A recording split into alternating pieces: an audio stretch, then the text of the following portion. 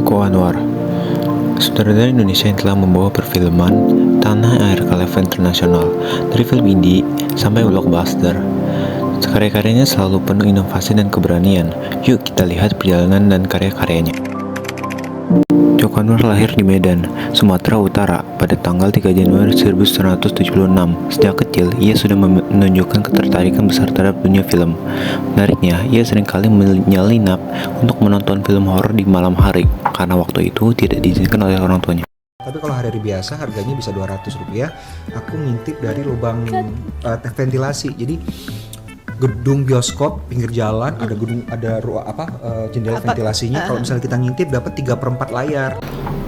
Meski begitu, ia justru memilih kuliah di jurusan Teknik Penerbangan (ITB), jurusan yang cukup jauh dari dunia perfilman. Setelah lulus dari ITB, ia lebih dulu menjalani karir sebagai wartawan di harian The Jakarta Post. Ia menulis kritik film dan laporan budaya, sebuah pekerjaan yang mempertemukannya langsung dengan dunia sinema dari sudut pandang pengamat. Namun, gairah untuk menciptakan cerita tidak berhenti di tulisan. Pada tahun 2003, ia memulai karir di dunia film sebagai penulis skenario untuk film Arisan, garapan sutradara Nia Dinat. Film ini menjadi salah satu pionir sinema urban modern Indonesia dan mendapat pujian kritis, termasuk untuk kekuatan skanya.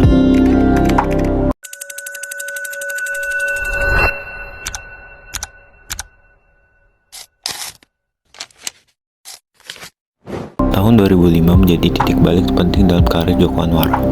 Untuk pertama kalinya duduk di bangku sutradara dan merilis film panjang debutnya. Film ini mengisahkan seorang pengantar role film bioskop yang harus berjuang menepati waktu demi kelancaran pertunjukan bioskop dengan pendekatan visual yang segar dan humoris yang cerdas. Janji Joni menandai ciri khas Joko sebagai sinias yang berani menampilkan cerita sehari-hari dalam kemasan yang unik dan penuh gaya.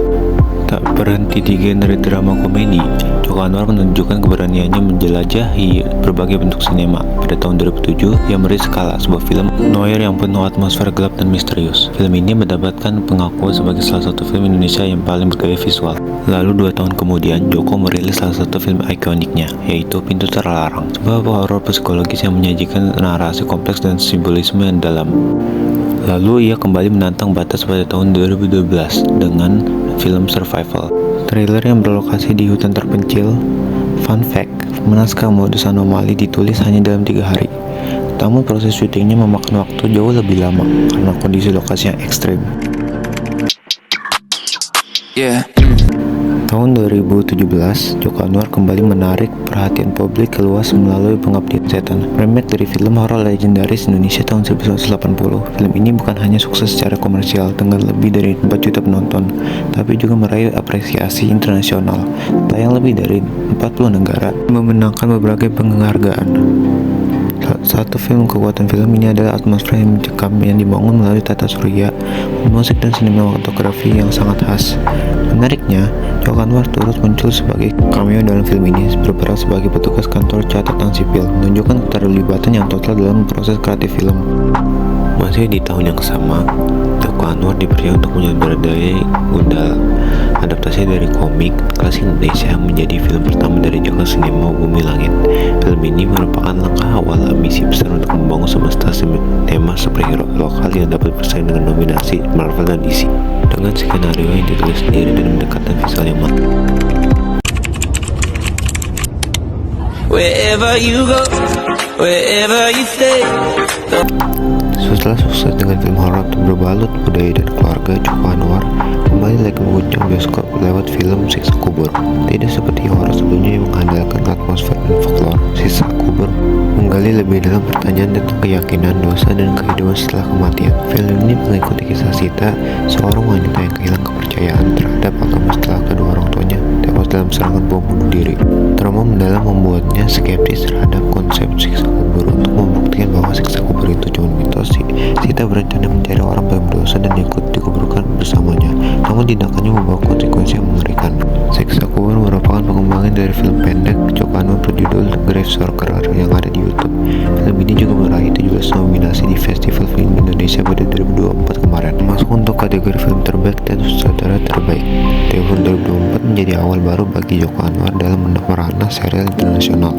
Ia menulis dan menyutradarai Nightmare and Daydreams, sebuah serial antologi bergenre horor dan fiksi ilmiah yang diproduksi untuk platform Netflix. Hal ini menghadirkan 7 cerita berbeda dengan benang merah tema mimpi, trauma, dan ketakutan manusia. Nightmare and Daydreams mendapatkan pujian karena berhasil membawa nuansa khas horor Asia Tenggara ke audiens global, sekaligus memperluas cakupan pengaruh Joko Anwar sebagai kreator cerita lintas medium. Tak lama setelah itu, Joko Anwar merilis Pengepungan di Bukit Duri, sebuah film aksi thriller yang menggambarkan Indonesia pada tahun 2027 di tengah kondisi sosial yang genting akibat diskriminasi dan kebencian yang meluas. Ceritanya berpusat pada Edwin, seorang guru pengganti yang mencari kemenangannya di SMA Bukit Duri yang isinya penuh dengan murid bermasalah. Namun di tengah pencarian itu, kerusuhan besar melanda Jakarta dan sekolah tempat mereka berada terkepung oleh para antagonis yang ada di film tersebut.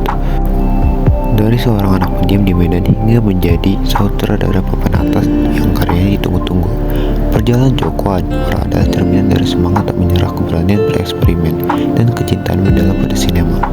Ia tak hanya menciptakan film, tapi juga membangun ruang untuk cerita yang berani, untuk sinias yang muda, dan untuk penonton Indonesia yang ingin melihat cermin hidupnya di layar. Dengan gaya penyutradaraan yang khas, intens, atmosferik, dan penuh lapisan makna, Joko telah mengukir warisan yang akan terus menginspirasi generasi pembuat film berikutnya.